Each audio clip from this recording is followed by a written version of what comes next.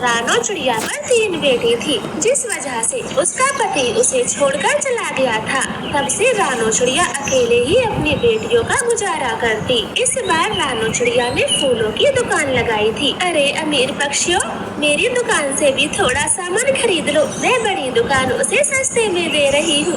रानो चिड़िया ऐसी आवाज लगा रही थी, तब गौरी कभी उसके पास आती है, जो उसकी पड़ोसन थी। अरे गरीब रानो, हमारे दिन इतने बुरे भी नहीं आए जो तेरे ठेले से सामान खरीदे। ऐसे बोलकर गौरी कभी आगे बढ़ जाती। रानो चिड़िया तो उदास हो गई थी। ये सब मुझसे सामान क्यों नहीं खरीद रहे, बल्कि मैं तो सस्ता दे रही हूँ। अब मैं क्या करूँगी? मैं तो सोच रही थी आज अपनी तीनों बेटियों के लिए कपड़े लेकर जाती।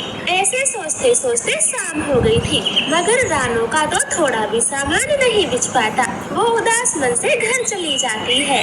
मम्मा, आप तो मिठाई लाने का बोल के गई थी, फिर मिठाई क्यों नहीं लाई? हाँ दीदी, और मम्मा मुझसे फ्रॉक का बोल के गई थी, लगता है मेरी फ्रॉक भी नहीं लाई। मम्मा तो बहुत बुरी है।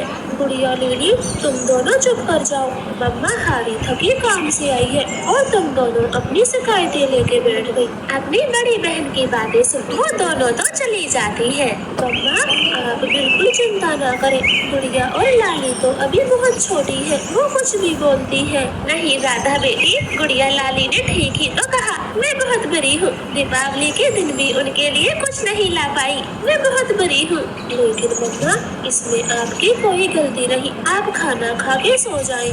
राधा बेटी, आप बहुत समझदार हो, लेकिन गुड़िया लाली अभी बहुत छोटी है, मैं उनके पास जाती हूँ। फिर मम्मा चिड़िया खाना लेकर अपनी बेटियों के पास जाती। लो गुड़िया लाली, तुम दोनों खाना खा लो, ऐसे भूखे पेट नहीं सोते। मैं कल तुम्हारे लिए मिठाई और नए कपड़े जरूर लेकर आऊंगी, मैं वादा करती हूँ। नहीं मम्मा, आप हमसे झूठ बोलती हो और राधा दीदी भी डांटती है।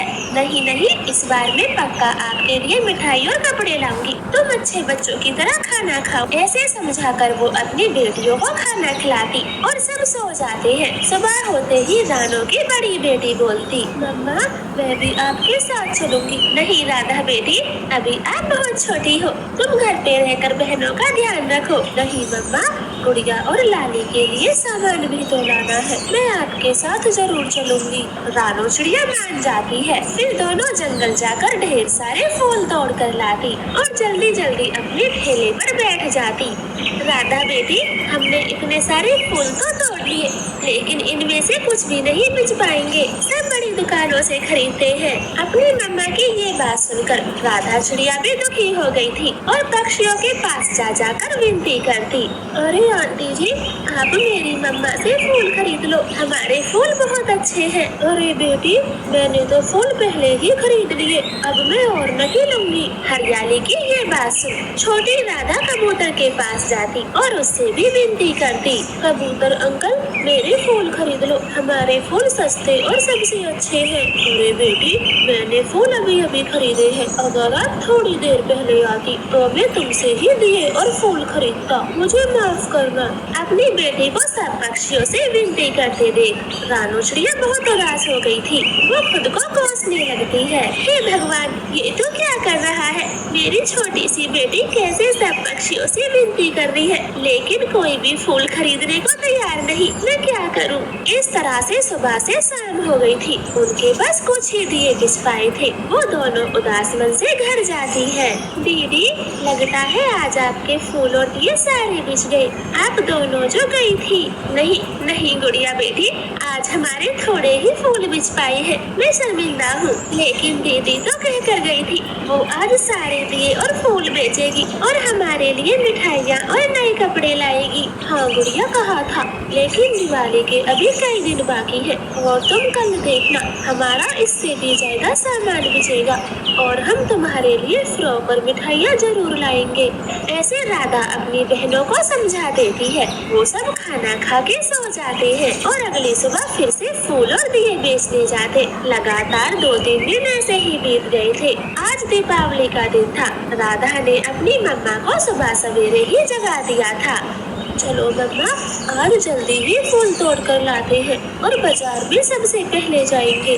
क्योंकि आज दीपावली का दिन है तो बिक्री ज्यादा होगी। फिर वो दोनों जल्दी जल्दी नदी किनारे जाती। तभी उनकी नजर एक घायल पक्षी पर जाती। वो दोनों तो तुरंत उसके पास आ गई थी। पानी पानी, कोई पानी पिला दो। छोटी राधा तो भागकर नदी पर जाती और उस घायल पक्षी को पानी पिलाती। धन्यवाद बेटी, तुमने मुझे पानी पिलाया। अब मैं चलता हूँ, अपना इलाज करवाना है।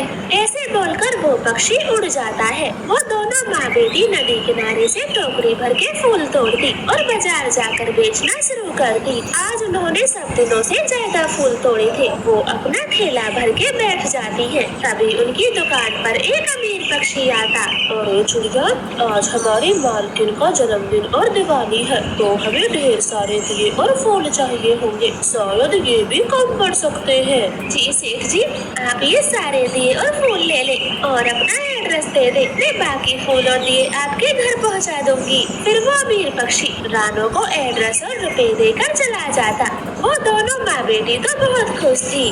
मम्मा चलो, इन पैसों से गुड़िया और लाली के लिए फ्रॉक और मिठाइयाँ खरीदते हैं। नहीं राधा बेटी, पहले सेठ जी के घर फूल और दिए पहुंचा देते हैं, फिर आराम से दीपावली की शॉपिंग करेंगे। फिर दोनों माँ बेटी सेठ के घर फूल और दिए पहुंचा के आती और फिर बाजार से दीपावली की शॉपिंग करती। मम्मा चलो, अब हम पटाखे खरीदते हैं। गुड़िया लाली देखकर खुश हो जाएंगी।